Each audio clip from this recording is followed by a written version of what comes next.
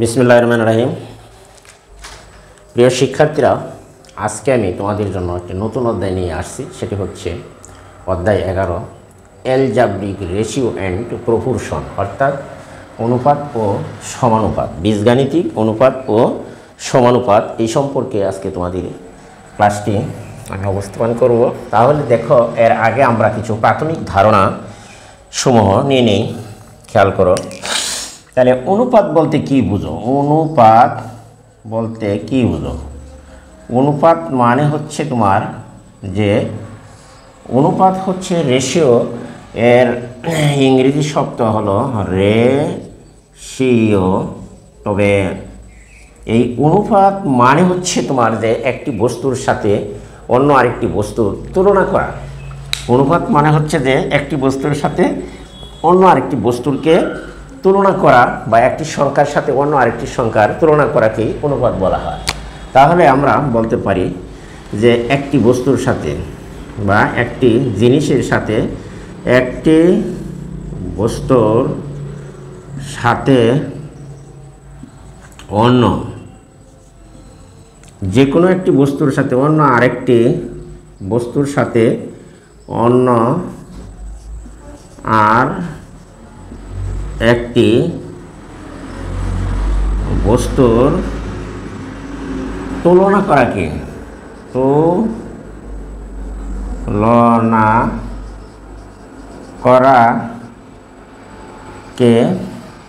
অনুপাত বলা হয়। অনুপাত বলা হয়। তাহলে বাস্তব জীবনে আমাদের অনেক ধরনের বস্তুর সাথে অনুপাত হয়ে থাকে। যেমন হলো তোমার এই দৈনন্দিন বা বাস্তব জীবনে, যেমন মনে করো যে এই যে একটা মোবাইল, একটি ছোট্ট বাটন মোবাইল, এর সাথে যদি অ্যান্ড্রয়েড মোবাইলের তুলনা করা হয়, তাহলে এই বাটন মোবাইলটি অ্যান্ড্রয়েড মোবাইলের থেকে কত গুণ বড় বা ছোট। এই যে দুটি বস্তুর মধ্যে বাস্তবে যে উদাহরণ বা এই তুলনা করা হচ্ছে, এটি হলো তোমার একটি অনুপাত। যেমন একটি বস্তুর সাথে অন্য একটি বস্তুর তুলনা করাকেই অনুপাত হিসেবে বলা হয়। যে একটি ছাত্র অন্য আরেকটি ছাত্র চেয়ে ক্লাসের মধ্যে কতটুকু ভালো, এই যে দুইজনের মধ্যে একটা অনুপাত ব্যক্তির মধ্যে, এটিও হচ্ছে একটি অনুপাত হিসেবে কল্পনা করা হয়ে থাকে। এরকম বহু বস্তু বা জিনিস আছে বাস্তবে, যা মানে একটার সাথে আরেকটার ভালো মন্দ এবং খাটো লম্বা। যেমন মনে করো যে এই একটি বৃত্ত, এই বৃত্তের সাথে যদি তুমি আরেকটি বৃহৎ বৃত্ত অঙ্কন করো, তাহলে এই বৃত্তের চেয়ে এই বৃত্ত কত গুণ বড়। এই যে এক নম্বর বৃত্ত মনে করো, এটি হচ্ছে 2 নম্বর বৃত্তের সাথে কতটুকু মানে কত গুণ বড় বা ছোট, এই যে দুটো বস্তু বা দুটি বৃত্তের মধ্যে যে তুলনা করা হচ্ছে, সেটি হচ্ছে তোমার একটা অনুপাত। তাহলে আমরা অনুপাতের একটা মোটামুটি অর্থাৎ ধারণা এখান থেকে পেলাম। তোমার 7ম শ্রেণীর বইয়ের তে অনুপাত, সমানুপাত এবং বিভিন্ন প্রকার অনুপাত নিয়ে বিস্তারিত আলোচনা করছে, সেখানে তোমরা একটু দেখে নিও। এখানে তোমাদের ধারণা দিলাম, আমি তোমাদের একটু প্রাথমিক ধারণা বা বেসিক একটু জানিয়ে দিলাম। তবে দেখো, এর মধ্যে রয়েছে কিছু অনুপাত, যেমন মনে করো সরল অনুপাত। বিভিন্ন প্রকার অনুপাতের মধ্যে সরল অনুপাত। সরল অনুপাত, দেখো এই সরল অনুপাত বলতে কি বোঝায়? দুইটি রাশি বা সংখ্যার মধ্যে যে অনুপাত হয়, দুটি রাশি বা দেখো দুইটি রাশি বা সংখ্যার মধ্যে যে অনুপাত, আমরা বলছি যে দুটি রাশি বা সংখ্যার মধ্যে যে অনুপাত, তাকে বলা হয় সরল অনুপাত। তাকে সরল অনুপাত বলা হয়।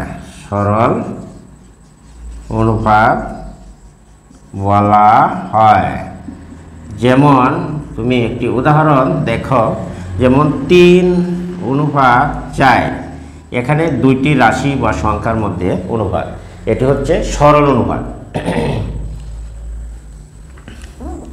আবার এই সরল অনুপাতের যেমন একটি বিষয় মনে রাখো, আবার অনুপাতের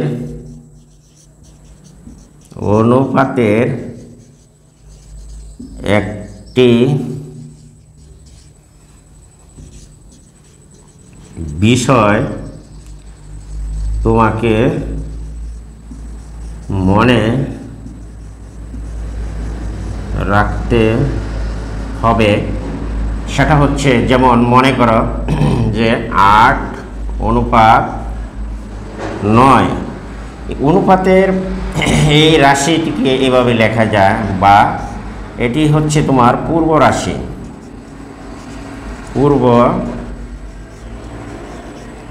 রাশি, আর এটি হচ্ছে তোমার উত্তর রাশি। অর্থাৎ অনুপাতের আগের রাশিকে নাম হলো পূর্ব রাশি এবং পরবর্তী রাশিটার নাম হচ্ছে উত্তর রাশি। এই উত্তর রাশি আর পূর্ব রাশিকে এরকম দুটো চিহ্ন দিয়ে লেখা যায়। এখন আমরা অনুপাতের পূর্ব রাশি উপরে যায় আর উত্তর রাশি অনুপাতের নিচে চলে আসে। এই দুটো কথা তুমি মনে রাখবে যে অনুপাত, আবার এই অনুপাত একটি ভগ্নাংশ। দেখো উপরে হলো 9/8, তাহলে আমরা বলতে পারি যে অনুপাত একটি ভগ্নাংশ। সুতরাং আমরা বলতে পারি যে অনুপাত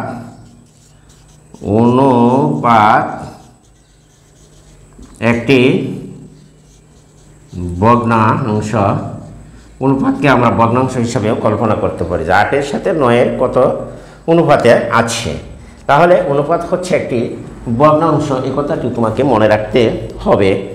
তাহলে আমরা এখানে চিনে নিলাম যে অনুপাতের পূর্ব রাশিকে, অর্থাৎ অনুপাতের আগের রাশির নাম হলো পূর্ব রাশি, পরবর্তী রাশির নাম হচ্ছে অনুপাতের উত্তর রাশি। এই উত্তর রাশিকে আমরা এইভাবে লিখতে পারি 8/, অর্থাৎ পূর্ব রাশি উপরে যায়, উত্তর রাশি নিচে চলে আসে।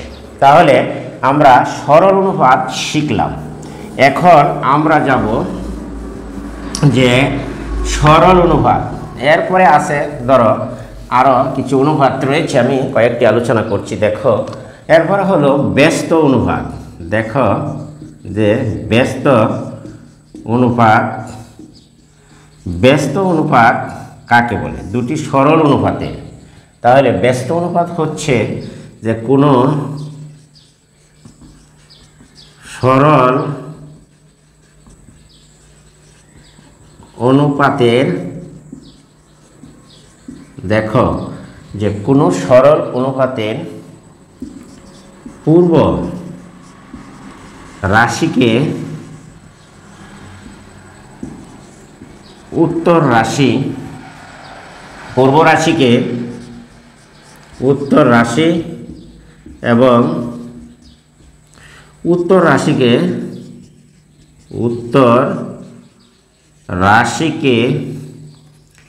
পূর্ব রাশি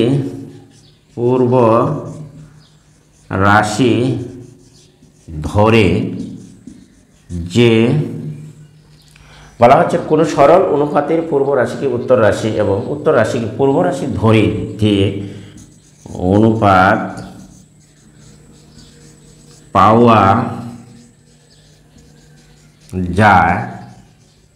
পাওয়া যায় তাকে ব্যস্ত অনুপাত বলা হয়। ব্যস্ত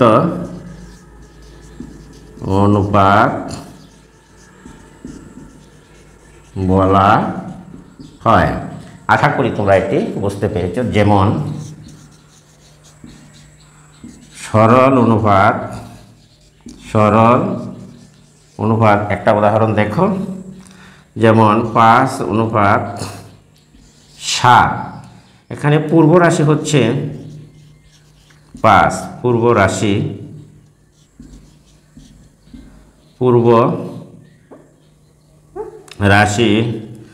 দেখো 5 হলো পূর্ব রাশি আর 7 হচ্ছে তোমার এখানে উত্তর রাশি হচ্ছে তোমার 7 উত্তর রাশি, এই পূর্ব রাশিকে তাহলে হচ্ছে অতএব ব্যস্ত অনুপাত।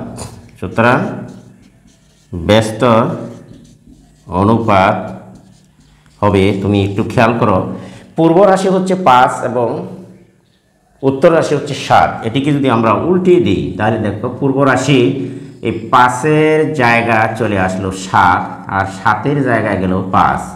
এই যে অনুপাতের পূর্ব রাশিকে উত্তর রাশি আর উত্তর রাশিকে পূর্ব রাশি ধরে যে অনুপাত পাওয়া যায় তার নাম হচ্ছে তোমার এই ব্যস্ত অনুপাত। আশা করি প্রিয় শিক্ষার্থীরা তোমরা এটি বুঝতে পেরেছ।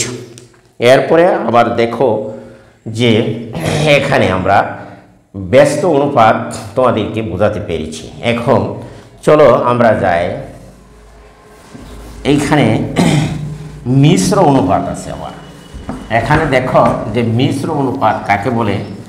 এখন দেখো মিশ্র অনুপাত, মিশ্র অনুপাত, এখানে এই মিশ্র অনুপাতটা হচ্ছে, আমি তোমাদের প্রাথমিক ধারণা দিচ্ছি যে কতগুলো একাধিক সরল অনুপাতের পূর্ব রাশি, একাধিক সরল অনুপাতের পূর্ব রাশিগুলোর গুণ ফলকে পূর্ব রাশিগুলোর গুণফলকে পূর্ব রাশি এবং উত্তর রাশিগুলোর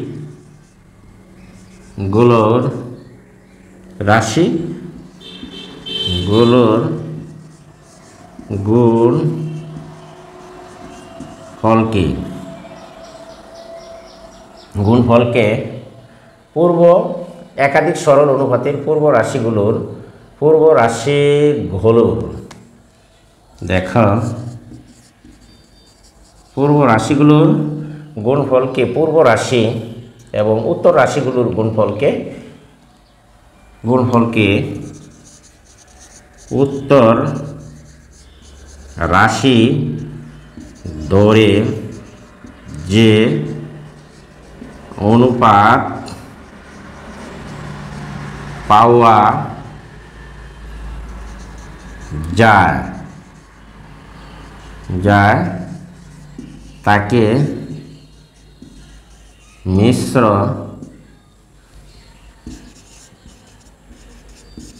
অনুপাত বলা হয়। আশা করি প্রিয় শিক্ষার্থীরা তোমরা এটি মিশ্র অনুপাতের সংজ্ঞাটি, একাধিক সরল অনুপাতের পূর্ব রাশিগুলোর গুণফলকে পূর্ব রাশি এবং উত্তর রাশিগুলোর গুণফলকে উত্তর রাশি ধরে যে অনুপাত পাওয়া যায় তাকে মিশ্র অনুপাত বলা হয়। যেমন সরল অনুপাত দেখো, যেমন হচ্ছে 3:4, একটা অনুপাত 5:6, 7 মনে করো 8। এখানে দেখো আজকে আমরা বিভিন্ন প্রকার অনুপাত নিয়ে, এখানে দেখো পূর্ব রাশি,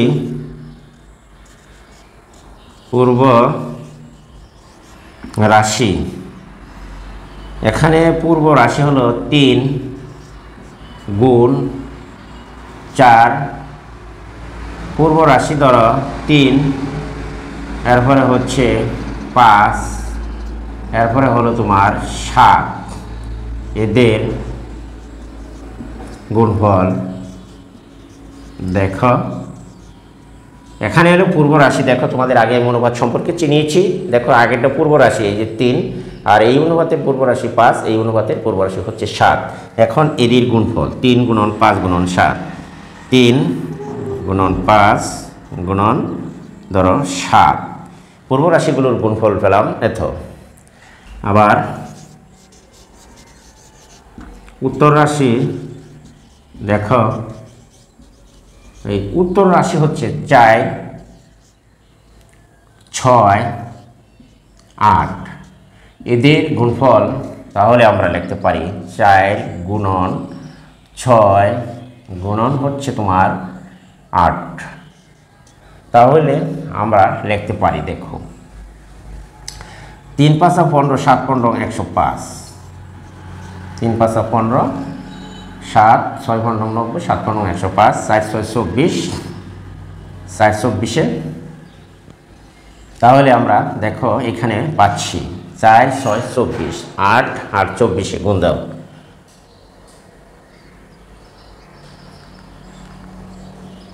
24 দেখো গুণ হচ্ছে 8 192। এখানে আমরা পেলাম 192, অতএব মিশ্র অনুপাত হবে। সুতরাং নির্ণয় মিশ্র অনুপাত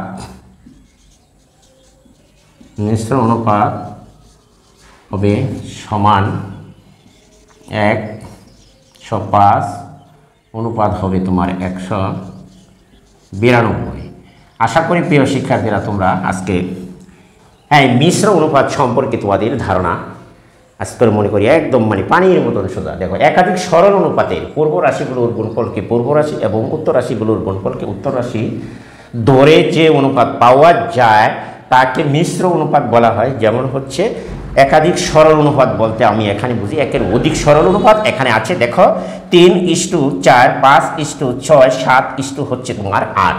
তাহলে আমরা এখানে দেখতে পাচ্ছি, দেখো এখানে পূর্ব রাশি হচ্ছে 3 5 7, 3 5 7, এদের গুণফল হচ্ছে 100, 15 7 15 105, এবং উত্তর রাশি হচ্ছে এখানে 4 6 8, যেমন 4 6 8, এদের গুণফল হচ্ছে তোমার 192। সুতরাং নির্ণীয় মিশ্র অনুপাত হবে 105 হচ্ছে 192। আশা করি ব্যাপারটি একেবারে ক্লিয়ার, পরিষ্কার, একেবারে পানির মতো সোজা। তাহলে আমরা আজকে মিশ্র অনুপাত সম্পর্কে জেনে নিলাম। এর পরবর্তীতে তোমার দেখো মিশ্র অনুপাতের হচ্ছে তোমার গুরু অনুপাত, লঘু অনুপাত আছে। দেখো গুরু অনুপাত এবং হচ্ছে লঘু অনুপাত সম্পর্কে আমরা একটু জেনে নিই।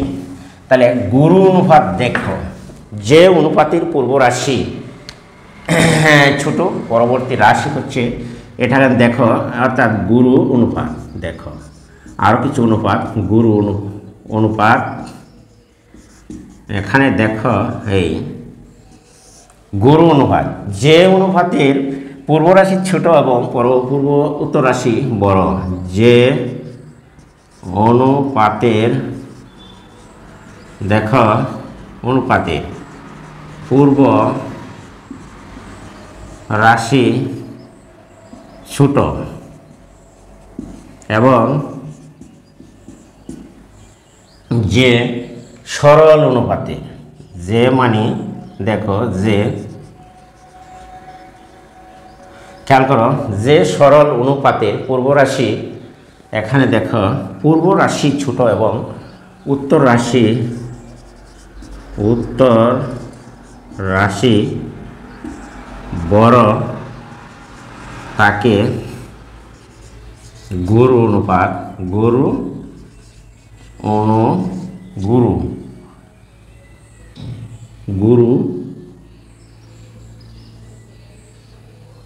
অনুপাত বলা হয়। যেমন 4:3:4 একটি গুরু অনুপাত, একটি গুরু অনুপাত, এই একটি গুরু অনুপাত 3:4। তাহলে এখানে দেখো যে সরল অনুপাত, এটি কিন্তু সরল অনুপাত। এই সরল অনুপাতের পূর্ব রাশি হচ্ছে ছোট 3, আবার 4 হচ্ছে উত্তর রাশি বড়, তাকে আমরা গুরু অনুপাত হিসেবে কল্পনা করতে পারি। এরপরে দেখো লঘু অনুপাত। লঘু অনুপাত হচ্ছে ঠিক এটির উল্টো একটি রাশি, সেটা হচ্ছে তোমার দেখো যে লঘু অনুপাত কাকে বলা হয়। লঘু শব্দের অর্থ হচ্ছে ছোট। তাহলে লঘু অনুপাত হচ্ছে লঘু অনুপাত, দেখো এখানে লঘু অনুপাত হলো যে অনুপাতের দেখো যে সরল অনুপাতের পূর্ব রাশি বড় এবং উত্তর রাশি ছোট, উত্তর রাশি ছোট তাকে লঘু অনুপাত বলা হয়। যেমন 9:11 একটি লঘু অনুপাত, একটি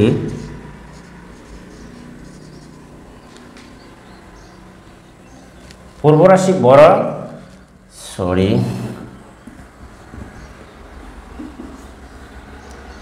11:9। তাহলে পূর্ব রাশি বড়, উত্তর রাশি ছোট, একটি লঘু অনুপাত।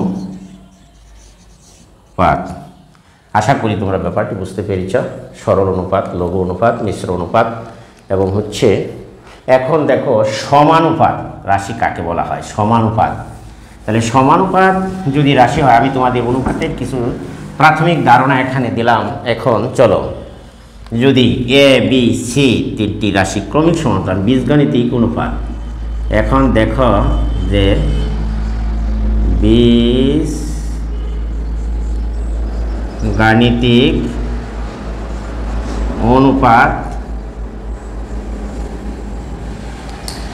এ বি সি ডি যদি চারটি রাশি ক্রমিক সমানুপাতি হয়, তাহলে আমরা লিখতে পারি, এখানে দেখো যে বীজগাণিতিক অনুপাত যদি এ বি সি তিনটি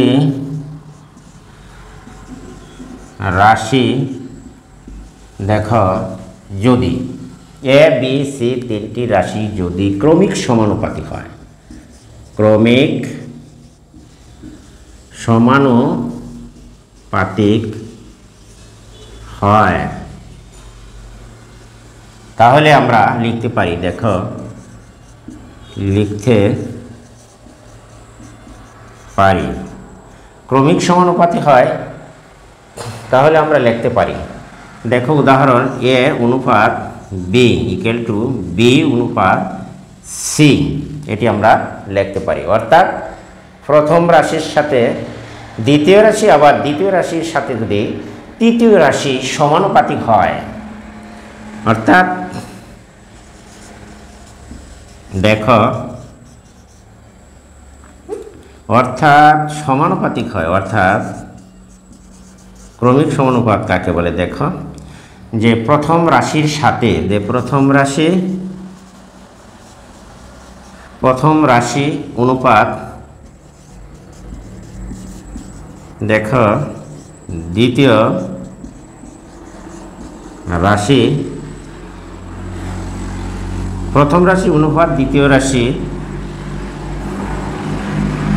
সমানুপাত, সমানুপাত হচ্ছে সমানুপাত, এবং দ্বিতীয় রাশি প্রথম রাশি অনুপাত দ্বিতীয় রাশি সমানুপাত, এবং দ্বিতীয় রাশি অনুপাত তৃতীয় রাশি, দ্বিতীয় রাশি অনুপাত তোমার তৃতীয় রাশি হয়। তবে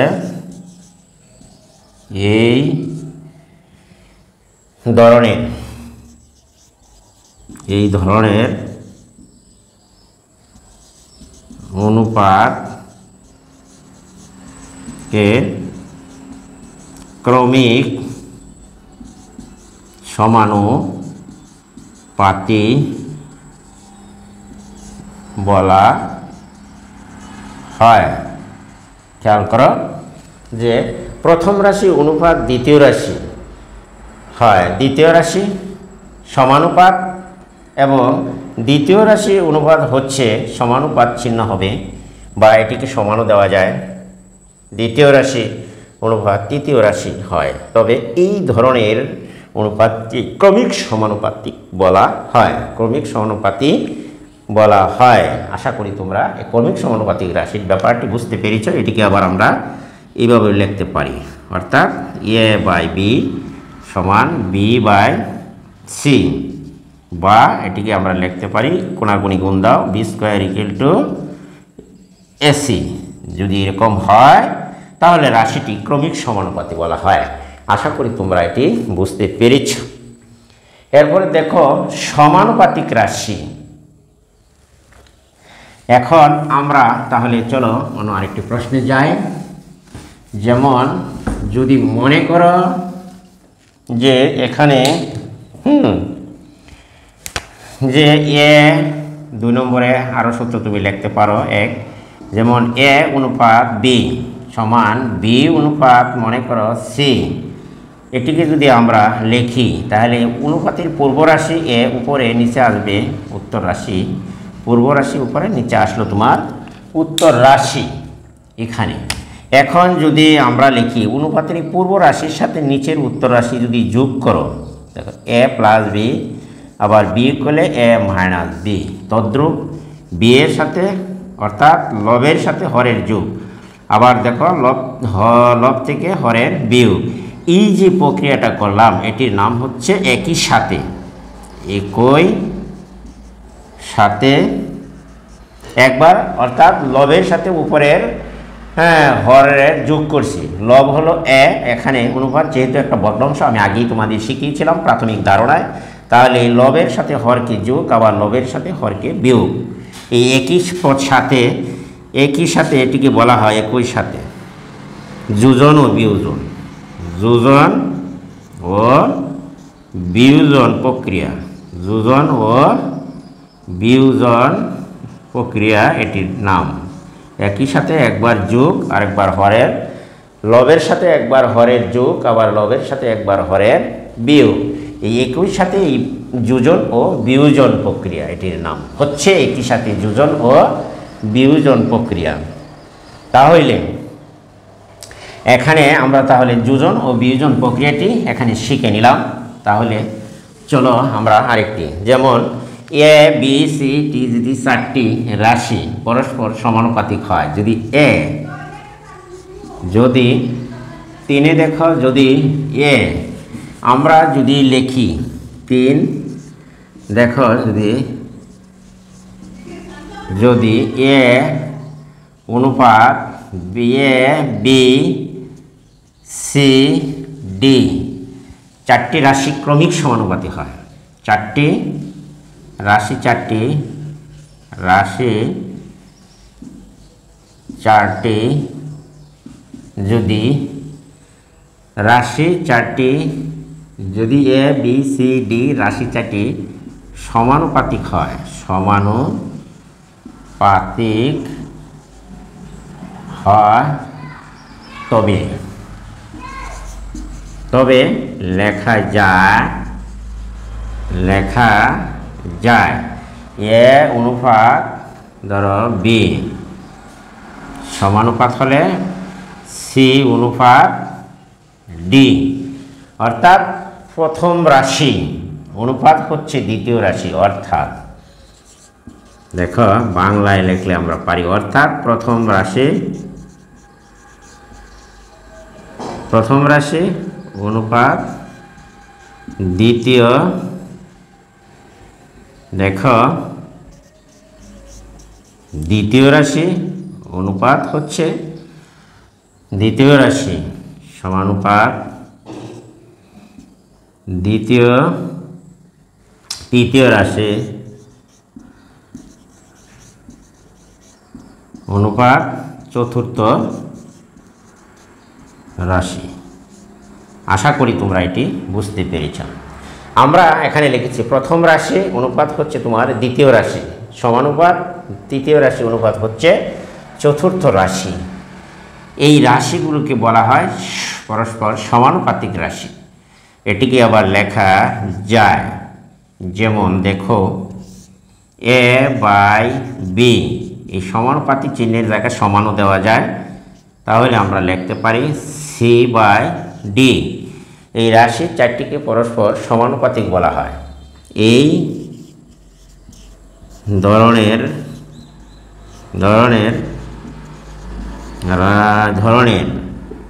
রাশি